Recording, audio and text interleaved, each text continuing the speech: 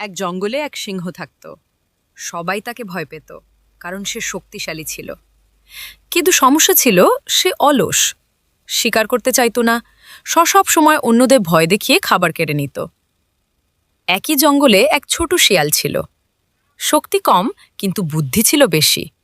সিংহ যখন খাবার চাইতো, শিয়াল তখন হিসাব করে কাজ করত। কখন কোথায় খাবার মিলবে, কে কার সাথে লড়বে না। একদিন জঙ্গলে ভয়ানক খরা পড়ল। খাবার কমে গেল। সিংহ আগের মতো ভয় দেখালো, কিন্তু আর কেউ কিছু দিতে পারল না। সবাই নিজের প্রাণ বাঁচাতে ব্যস্ত। শিয়াল কিন্তু টিকে গেল, কারণ সে আগে থেকেই খাবার জোগাড় করে রেখেছিল আর জানত কখন কোথায় যেতে হবে। শেষে সিংহ দুর্বল হয়ে পড়ল। শক্তি থাকা সত্ত্বেও সে হারল। শিয়াল জিতল, কারণ বুদ্ধি অলস শক্তির চেয়ে বেশি কাজের। কথা পরিষ্কার?